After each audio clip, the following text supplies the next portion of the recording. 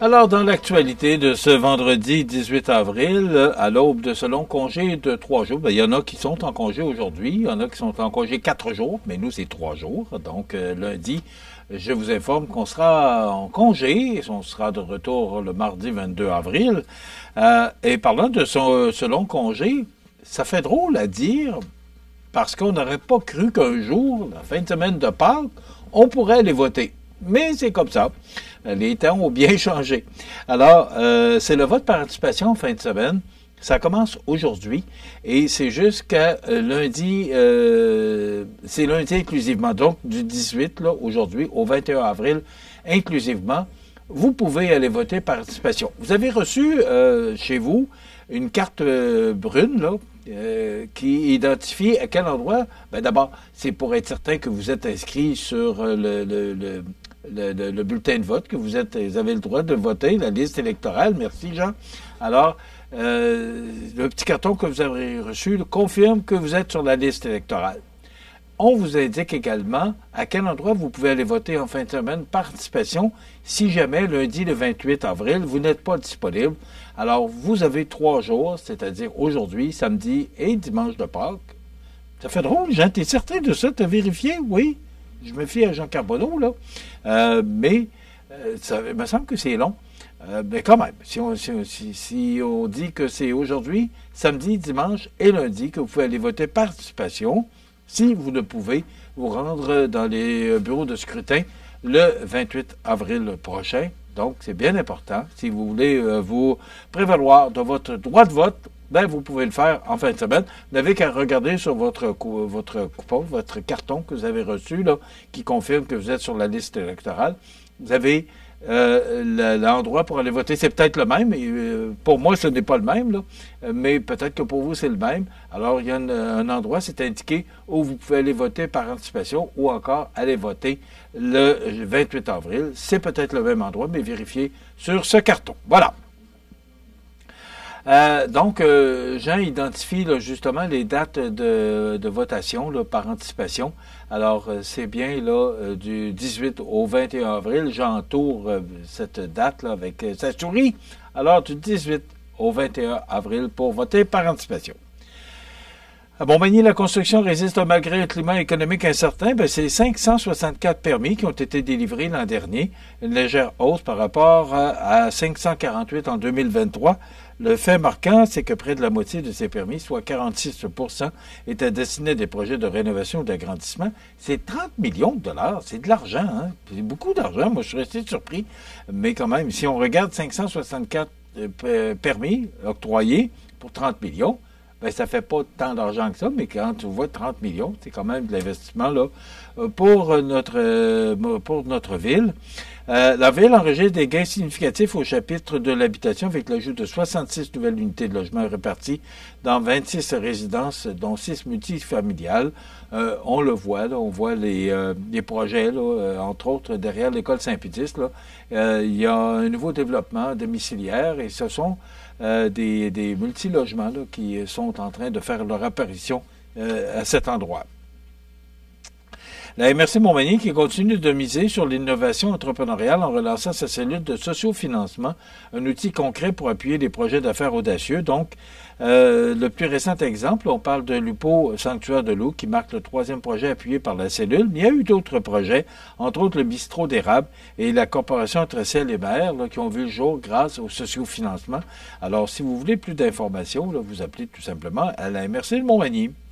Et le député de Côte-du-Sud, là, qui annonce quand même beaucoup d'argent, c'est 44 municipalités. Je vous incite à aller voir sur le site de CMA TV, là, sur la même nouvelle.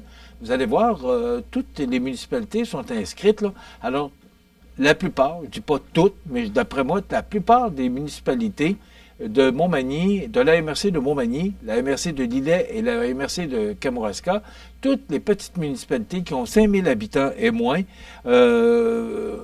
reçoivent ou doivent recevoir ou recevront ou il faut le prendre parce que moi j'ai vu la liste je dirais qu'il n'y a pas beaucoup de municipalités de moins de 5000 habitants qui ont été, je pense, oubliés. Là. Chacune devra recevoir 75 000 à 164 582 $, tout dépendamment du projet qu'ils ont mis de l'avant, qu'ils ont proposé aux députés Rivet. Donc, ça peut servir là, soit à la construction ou la rénovation de bâtiments municipaux essentiels, qu'il s'agisse d'hôtels de ville, de centres communautaires, d'arénas ou encore de parcs publics. C'est quand même un bon coup de main. Là. C'est minimum 75 000, puis c'est maximum 164 582 $. Et c'est 4 millions de dollars pour notre région, pour précisément 4 millions 72 668 $ pour 44 municipalités. Quand même, ça se prend bien. Maintenant, si on regarde sur la scène provinciale et internationale, en page couverture du Journal de Québec ce matin, c'est une dame qui dit que le jus d'orange est à 13 $. Le jus d'orange américain Tropicana, qui est vendu à plus de 13 $ en raison des contre-tarifs imposés par le Canada, parce que vous savez que, bon, M. Trump nous impose des tarifs, et là, nous autres, on servirait de bord, puis on a dit, ben, OK, si vous nous imposez des tarifs, nous aussi, on va vous imposer des tarifs. Alors, ça fait que ça augmente le prix des produits. Alors, le prix du jus, c'est l'exemple qu'on donne dans le Journal de Québec, là, le jus Tropicana, mais il y en a probablement d'autres, là. Ben là, il faut magasiner, il faut regarder, puis vous assurer que vous allez payer le meilleur prix, mais c'est une réalité qui nous rattrape. Est-ce que ça va durer bien longtemps? M. Trump n'a pas de l'air pressé à changer les choses. Alors, changez ça pour du jus de pomme, parce que le jus de pomme est fabriqué chez nous, entre autres, particulièrement, mais c'est ça. Alors, si vous voulez absolument avoir du jus d'orange, il faut payer le prix. Ça fait partie de la réalité des tarifs douaniers. Il y a M. Chrétien qui était à Québec hier. M. Chrétien, 91 ans. Il faut le faire. Il est encore bien là, bien présent. Il était de Rassemblement fédéral libéral hier à Québec. De passage à Québec, Jean Chrétien est optimiste face à la menace américaine. Puis il dit, je suis content d'être de retour. Et il dit qu'il devrait, et je cite, c'est ici qu'on m'a baptisé libéral. Maurice Duplessis m'avait traité de maudit rouge et je le suis encore, a lancé l'ex-chef d'État, toujours capable de faire rire les dizaines de militants rassemblés à la base de plein air de Sainte-Foy.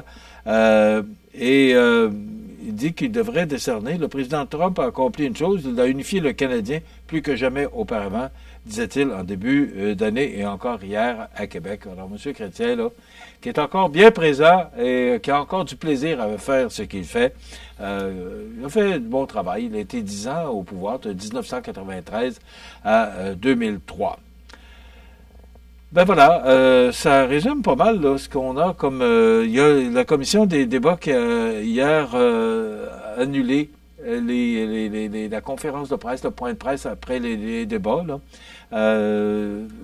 J'ai l'impression qu'on va entendre parler beaucoup de la commission des débats après les élections. On sait que ils ont changé l'heure du débat au lieu de 20 heures pour 18 heures pour le match des Canadiens. Ils ont annulé la présence du Parti vert pour le débat en français là, de mercredi soir. Alors, tout ça fait jaser. On va sûrement entendre parler après les élections. Pour mardi, oui, la caricature, je voulais vous montrer, je l'ai trouvé drôle, c'est dans le Journal de Québec de ce matin. Vous savez qu'on a abaissé hier la cote de crédit du Québec. Là.